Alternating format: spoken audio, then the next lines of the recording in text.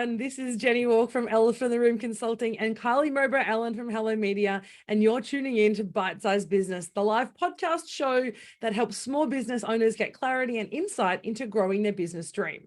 How are you this morning, Kylie? I'm great. Great to see you today, Jenny, and I'm super pumped to be talking with you today about this really important topic. So, woohoo! But how are you going, Jenny? I'm really good. I'm excited. We're 10 days away from our trip to New York and New Orleans. So we're pretty excited about that, getting everything ready for the conference and just kind of making connections so that we can get the most out of those 2 weeks.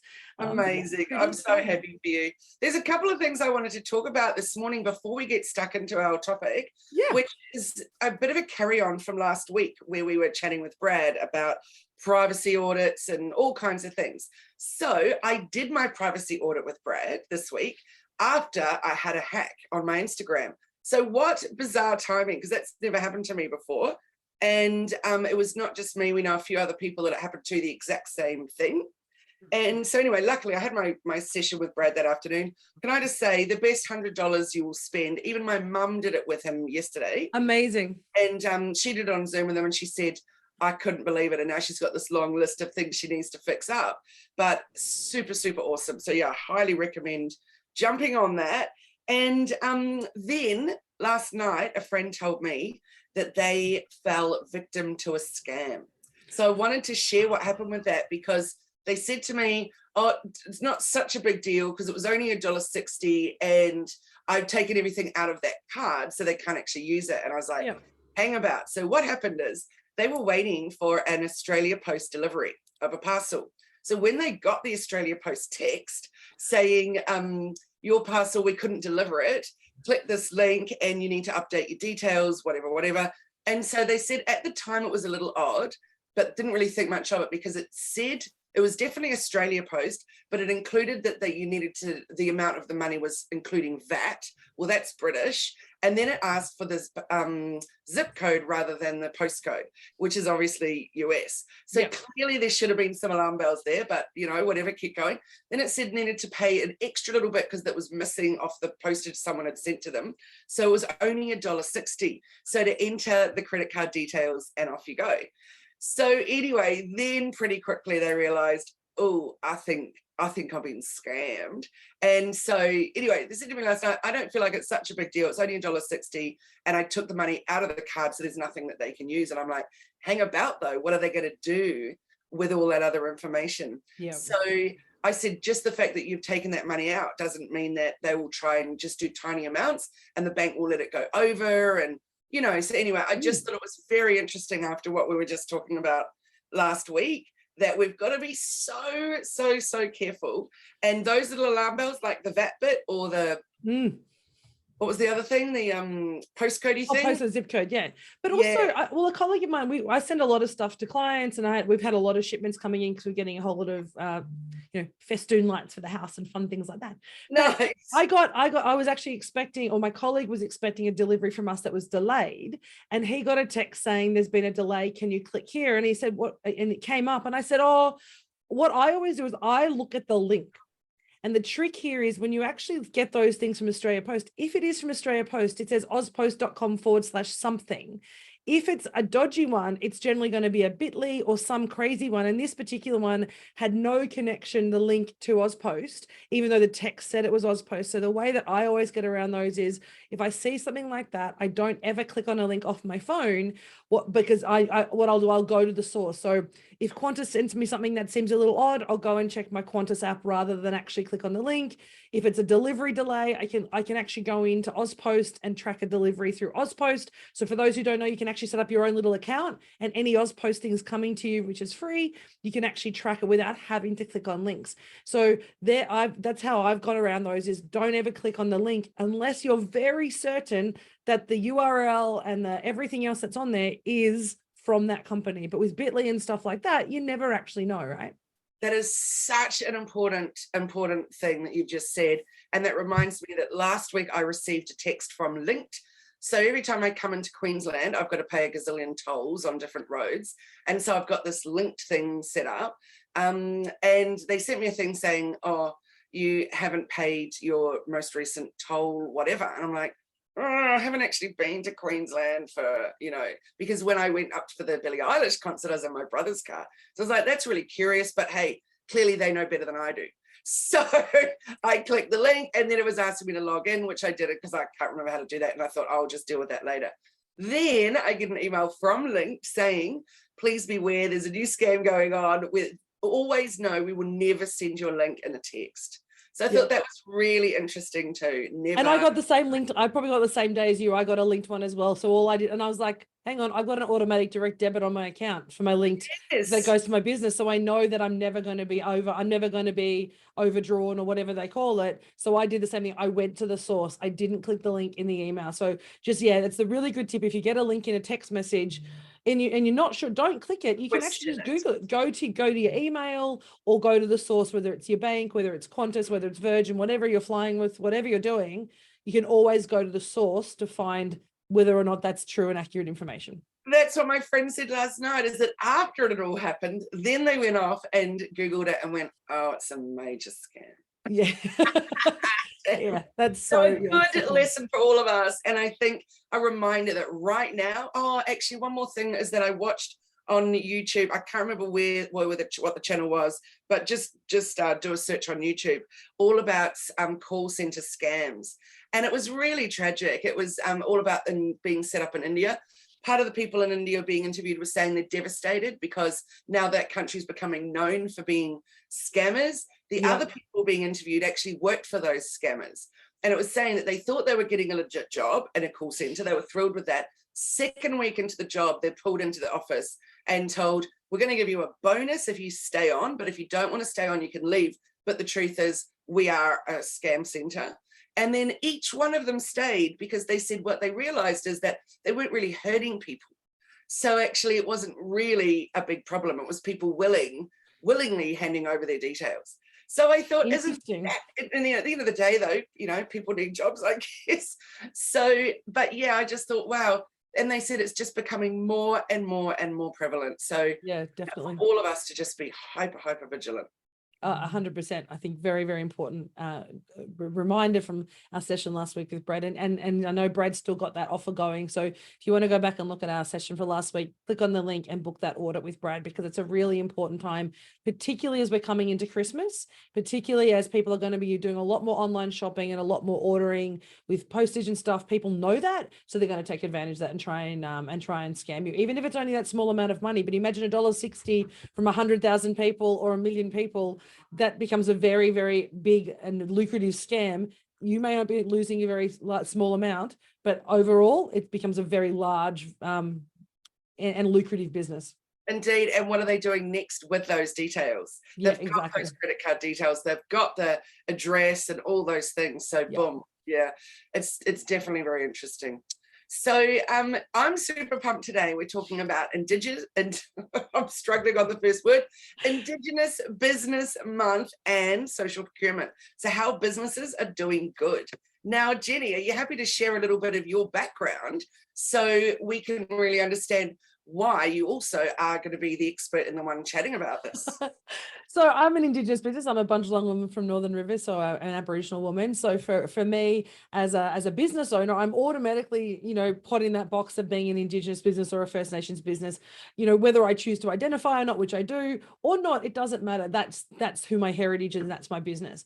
But also a lot of the work that I do, either as a small business coach, but also as a corporate consultant, is in relation to how do we actually build engagement and understanding around First Nations peoples, and particularly from a procurement perspective, and also looking at social procurement and why they're different, but why they're so important to look at as a holistic thing rather than just saying Indigenous over here, social procurement over here. What does it actually mean? And why is it actually important for us to start looking at it as business owners, no matter how big or small you are? It's a really critical aspect and a really important aspect to help boost the economy.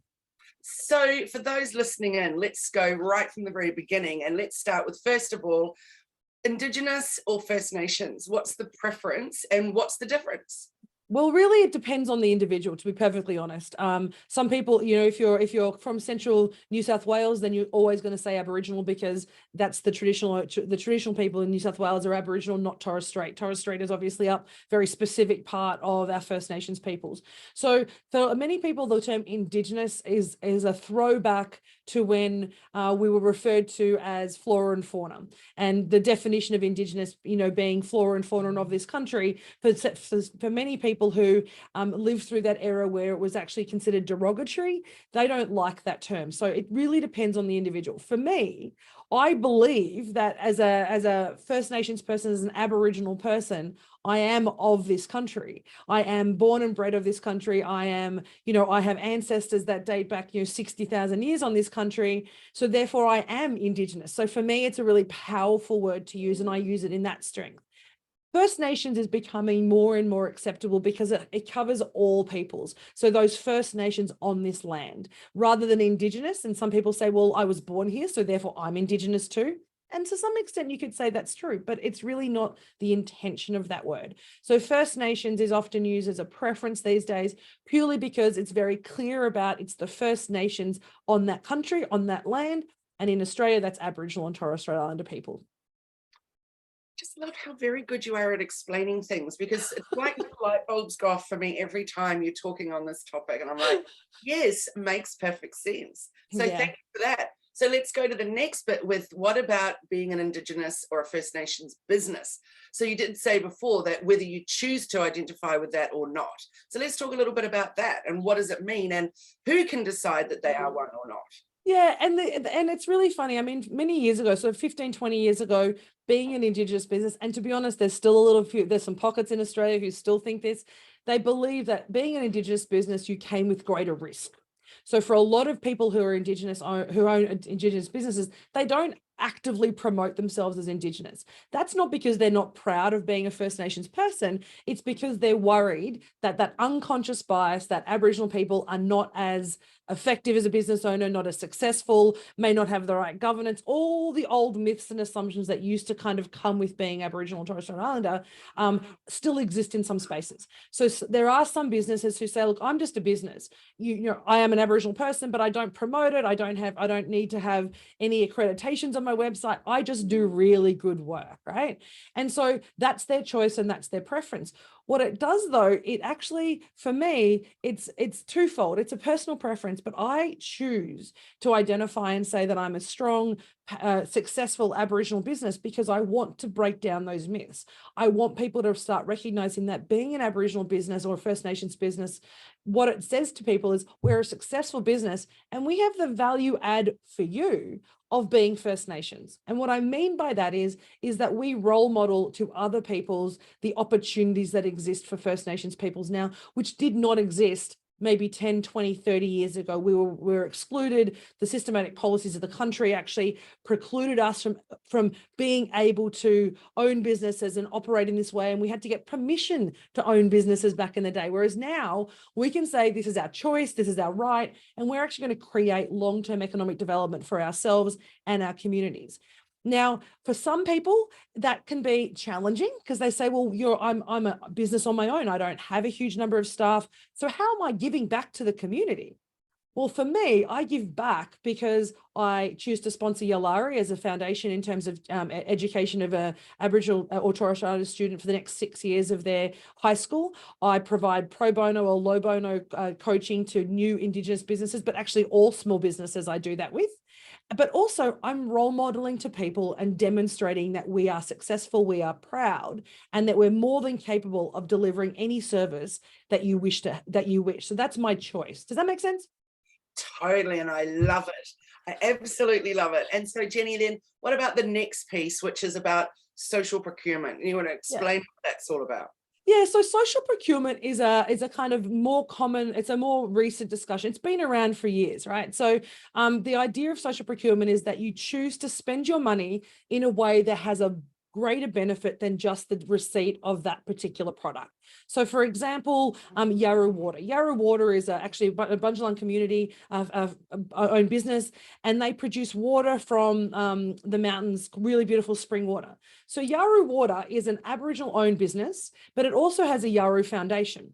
So even if they weren't Indigenous and they were just a water company and had an education foundation, by choosing to spend money with them, you're actually providing a social benefit beyond just having that water. So when we talk about social procurement, it's making a choice to spend your money in a way that has greater impact than just, you know, I need the pen, or I need the paper, or I need whatever it might be. And so when we talk social procurement, it covers all aspects of diversity, equity, and inclusion. Some people include Aboriginal and Torres Strait Islander businesses in them. Some people exclude it. It's up to them how you choose to define that. But really, it's about what is that, I guess, the tail and the back end piece that you get to get benefit from when actually engaging with that business. And a really great example are B Corp organizations. As a B Corp facilitator, most B Corp corporations have some social good. A really great example at the moment, which is really topical, is Patagonia, right?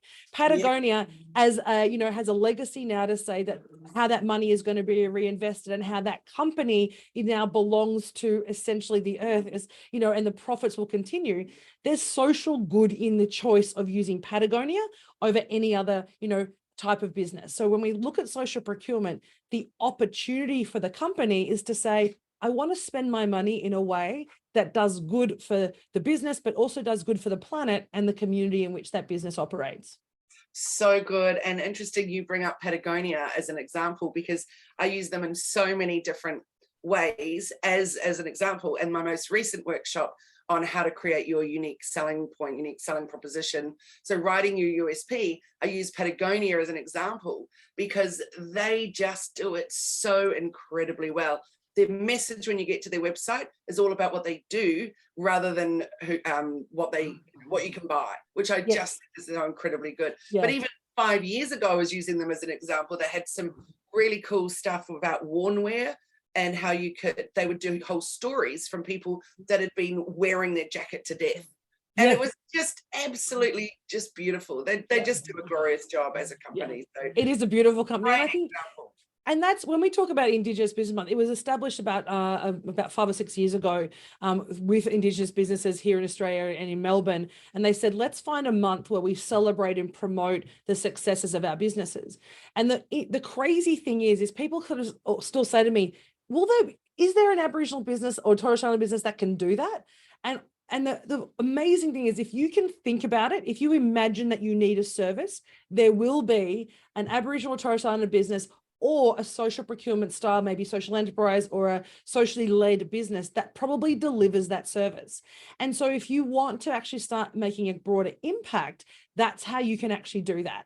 And so whether it's through technology, there's drone technology, there's 4th generation augmented reality, environmental services. I mean, labor hire and recruitment is everywhere, but it's also down to energy providers and satellite services and, you know, solar farms. So the opportunity to actually engage with the community is incredibly significant. And in fact, going to New Orleans in a couple of weeks, it's for the NMSDC conference, so the National Minority Supplier Conference in the US. Can you just say that one more time? So it's the NMSDC. It is the, I'm going to make sure I always get the words incorrect.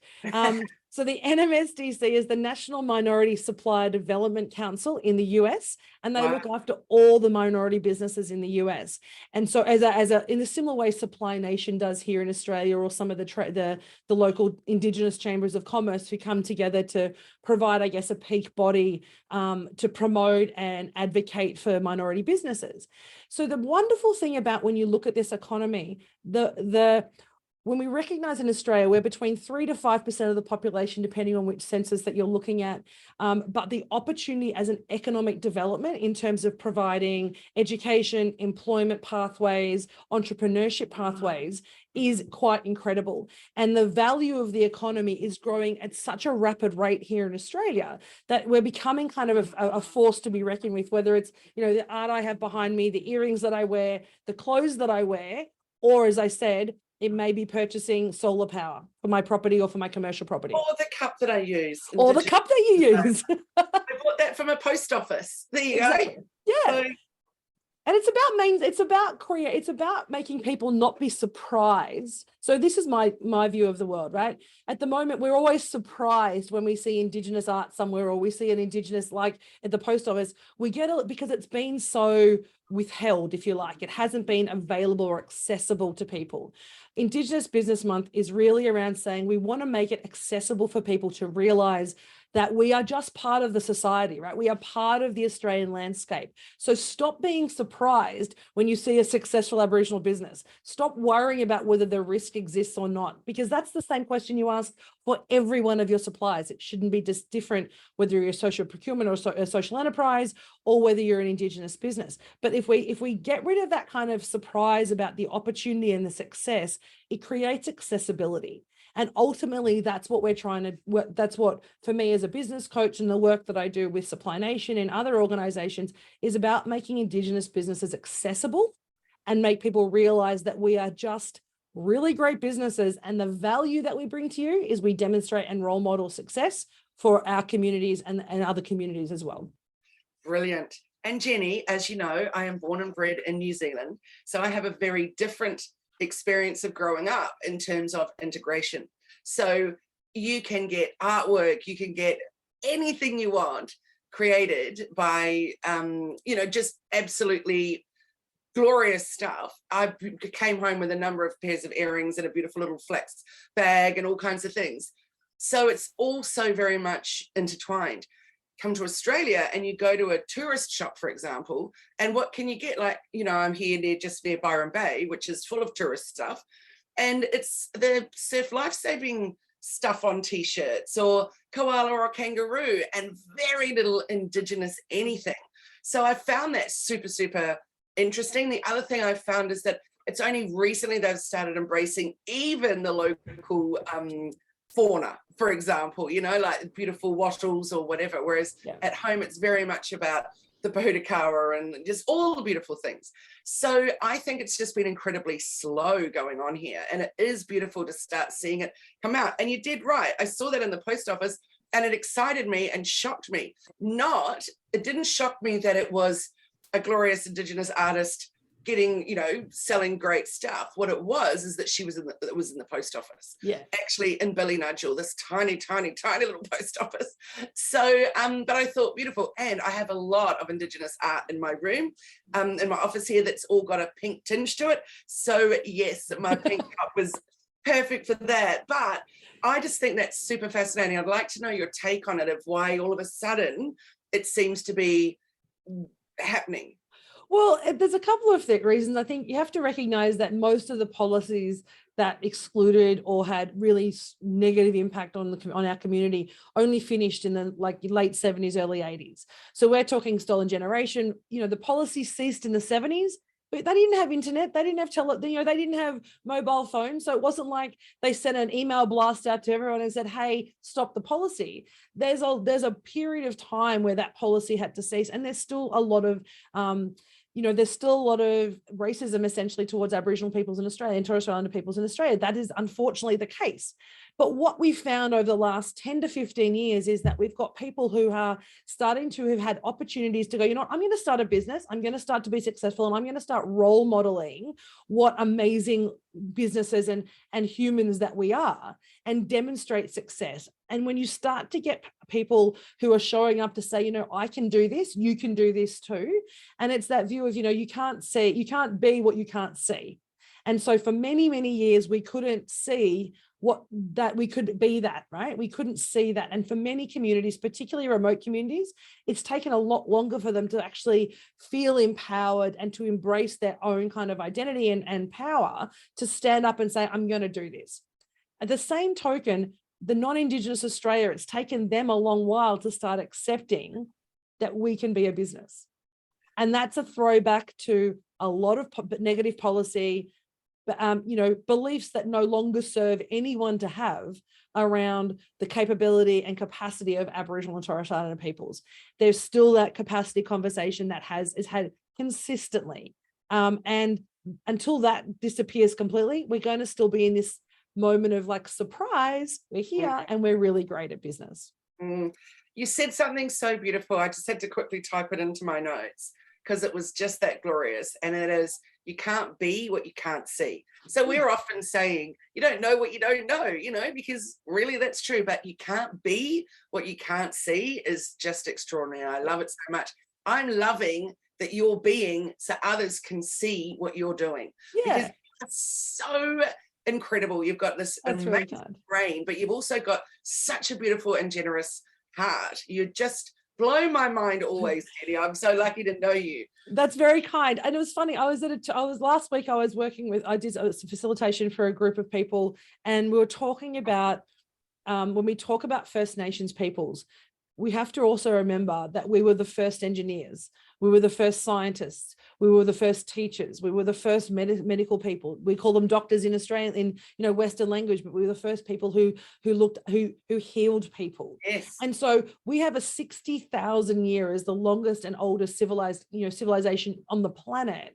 We have a lot of expertise, and often that's discounted. In the conversation we were having around engineering, we talk about engineering now, and we think of mechanical engineering or building bridges or all the kind of things that you see people do.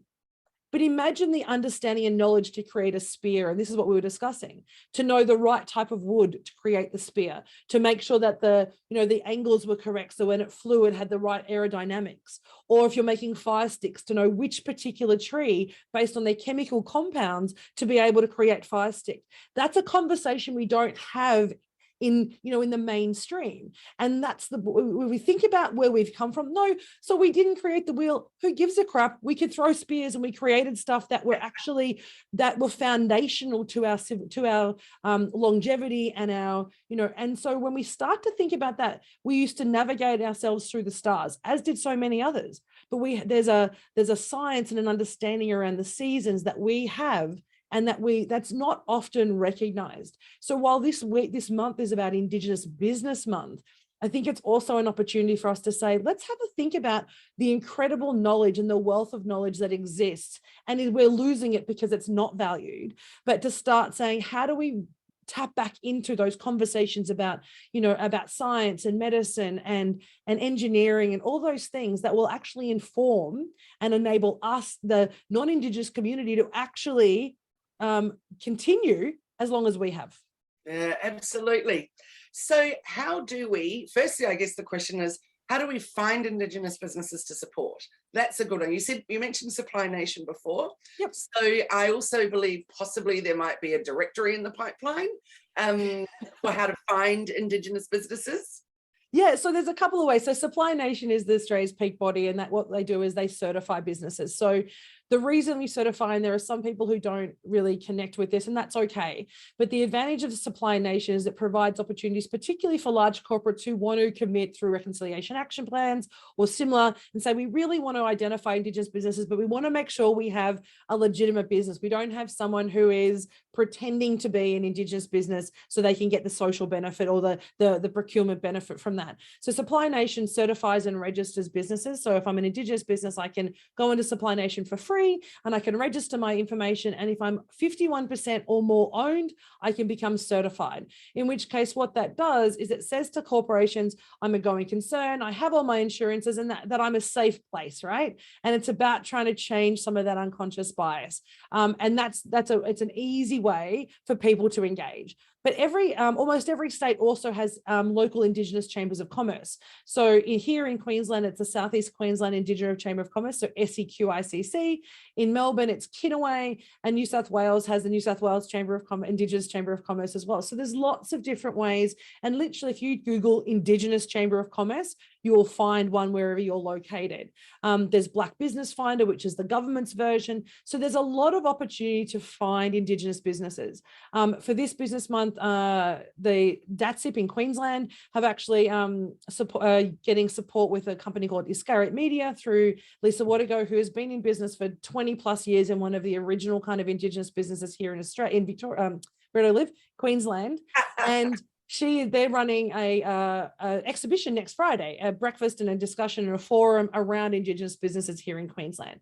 So the reality is, just like social procurement, Indigenous businesses, if you want to engage, go to literally Google Indigenous businesses and plus what you're looking for. So you can go to Supply Nation. Their directory is open for anybody to see. You can search publicly on that. Reach out to me and ask if you're not quite sure. I'm more than happy to have a chat to you about kind of the type where you can find your businesses in your local area. Maybe a page for your website. Yes. Some links to all of those. How to support Indigenous businesses. That is a great idea. So we might actually do that this week. We might actually create a page, but we're also looking at, we also know there are other companies who will actually create directories that where businesses basically, it becomes like a wholesale essentially, and they will put their goods and services through a particular website, and then that website takes a percentage off, as you know, it's like a consignment service. As an Indigenous business, particularly for some of the new businesses, that's quite challenging because that margin is not necessarily a really high margin, and that takes a fair chunk off their money.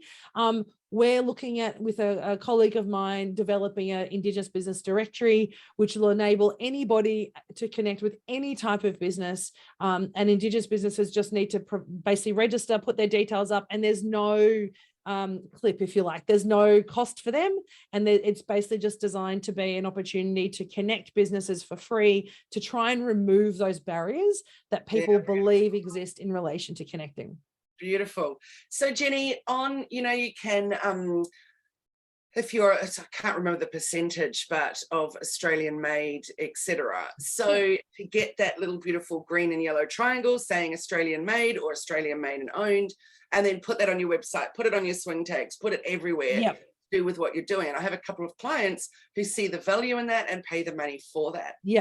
So I'm really intrigued. Is there something, if you're an Indigenous business, that you can put that on your website or wherever so that we can see that really clearly, like we can see the Australian made? Definitely. And in fact, for Indigenous businesses, it's free. You don't actually have to pay to do that. So Supply Nation gives you Supply Nation certification or registration. So registration means it's an orange logo, and it says registered versus the certified, which is a red logo in the standard. They obviously have their alternate colors versions, but the registered businesses are 50% or less owned, or a not-for-profit or a franchise business. So the idea of 50% owned is I might be in a husband and wife partnership, for example, right? Or I might, as I said, a franchise. At 51% owned, when you have the certified stamp, the idea is to recognize that certified businesses are then both owned and controlled by Aboriginal people. So the difference between being certified and registered is simply saying that the money stays within that Aboriginal community or within that Aboriginal business. It's not being siphoned off potentially to a non-Indigenous business. It is generally designed that so for me, I'm 100% owned and managed Aboriginal business.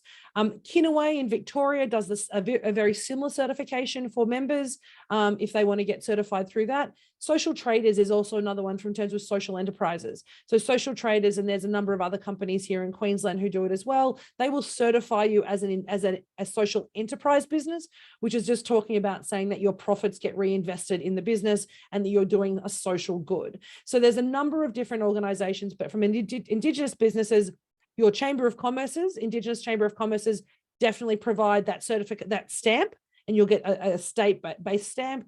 But nationally, Supply Nation provides that as a national service, if you like. So fascinating. I just love it. And I wonder then, how about we talk next week then about businesses and social good? Yeah. Because I think a lot of businesses out there are doing amazing stuff and actually aren't sharing that. So in a way, it almost brings in your USP, doesn't it? And 100%. Coming up with the way that you'll be able to share what's different about your business and what's special about what you do in relation to for the greater good. Social good. And that's where B Corp certification is a really great measure of that, because B Corp certification is measuring how you're doing good across community, your governance, your workforce, your community. And it's actually looking at how do you actually, environment, of course. So what are you doing to support as a general social good? So are you that corporate social responsibility or ESG, whichever kind of acronym you're using, it allows you to identify what is my social or environmental commitment. And so I think 100% we're starting to move more and more to that as we're talking about renewable energy. We're talking about sustainability as a society. We need to start looking at what the downstream impact of our businesses are. and then who you align yourself with. So I think that a lot of people want to make better buying decisions, whether that's buying a product or buying a service, because look at the state of the world right now. We need to be supporting local. We need to be supporting Indigenous. We need to be supporting Australian businesses. So we need to be supporting things made here as well. So a lot of us want to do it, but the question is how. Yeah, so, and that so I'd love to. Next week, there's so many amazing places like, and I know we'll talk about next week, but 1% for the Planet is a really great, it's a global organization that actually, so companies who go, I don't really know what I'm doing, but I want to play in this space. You can actually pledge to be part of 1% for the Planet, where you're providing 1% of your revenue annually and it goes to an environmental-based charity. So if your pension is about environment versus social, then you've got organizations who specifically focus on doing good with money in that space. So that's where we can say, okay, well, what is your focus? Is it social engagement? Is it environmental? Is it about supporting underserved organizations? All those aspects can come into that social good, which is why we have social procurement strategies nationally from state governments. Victorian government is probably the most advanced in that regard in terms of their Victorian social procurement policy. It's quite an advanced and very clear guidelines for anybody doing business with Victorian government. Western Australia has a similar process, and I believe Queensland's going to do that, because in Queensland, sort of fun fact, with the Olympics in 2032, they've pledged that it will be carbon positive. So it's actually, they have to ensure, and that includes all the flights of every athlete coming to Queensland. So the impact and the requirement to start looking at social responsibility is becoming mainstream, because you imagine Olympics being carbon positive. That's going to require a lot of work. They're going to be coming across in a dinghy rowing their boat. I know, right? How are they going to do that? So that's the question. So if you're a company doing social good or environmental good, carbon offsets, all those things, and you're in Queensland, this is your time, because that's something that we're going to be focusing on more and more in the next decade leading up to the Olympics. And also you might be doing it and you don't even realize. For example, Hello Media is a sponsor of many, many businesses through the Kiva Scheme. So, and I choose specifically women-owned businesses and ones that are really trying to help other women in business, etc., through different countries. So I've been involved with Kiva for many, many years. When I had Rainbows and Clover, I was part of the B1G1 group, which is extraordinary. So I think without even knowing it, you could actually be doing that. Or if you don't know how to do it and you want to, let's talk about that next week. That sounds like an amazing topic. I'd love to continue that. Very good. Well, I look forward to chatting with you then, Jenny. And it might be almost our last one before you head off. Yeah, I know. And then I'm away for 2 weeks, and then we're back to kind of recap on what's happened from the conferences that we go and see when we're in. I can't wait. Thanks so much for sharing all of that. I think every time we talk about this, it's just, I think it's a massive minefield out there and a lot of people like me are just confused. So every time when you just give me a little bit more clarity, I'm like, yep, great. And so, having that information is so important. So it is. And remember though, and I guess the key piece is, this is just my view. These are my personal perceptions. If you have somebody else have a conversation with you about this and they might have a different opinion, that is okay. It's the choice is, this is how I choose to show up and talk about it. This is how I choose to show up and promote Indigenous businesses and social enterprises and that social procurement idea. And so if you are confused and you might get multiple ideas, that's okay. It's then your job to say, okay, well, how do I want to show up as an individual? What does this mean to me? And then how am I going to go forward? This is just information. You can choose to do what you want with it. And if you take it forward, that would be amazing. Beautiful. I love it. Thanks so much, Jenny. Look forward to chatting with you next week. So how can people get in touch with you and see the new possible coming soon page on your website of how to support Indigenous businesses? You can catch hold of us at Elephant in the Room AU. That's on our socials. If you type Elephant in the Room in Google, AU in Google, you'll find us across our socials. Our website, eitrconsulting.com. And how about you? Hellomedia.team is where to find us. And we just also recently launched positivepassionatebusinesswoman.com, which is our new directory for our online networking group. So that's a whole nother topic for a chat that I might do while you're away, actually. But also Jenny is our speaker next week, so which is really exciting.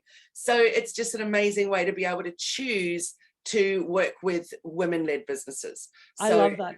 Yeah, I'm and really, remember, for excited about women-led that. businesses, if you're a single parent, if you're somebody who's been disadvantaged, then you are a social, you can be considered social procurement. So have a think about how you can leverage your own situation, your own environment to say, if we're a social business doing good, start promoting that. As you've said, Absolutely. Kylie, start promoting it and leveraging off that, because people want to work with people who do good. Yes, that's beautifully said. So next week we'll chat about that, and also how you can write your USP and weave in that message. So really how to showcase Love that. what's different about what you do and what makes you special. Amazing. Well, have a great week. I look forward to chatting to you next week. Me too. Thanks very much, everybody. Have a great week and a great weekend. Bye-bye. Bye.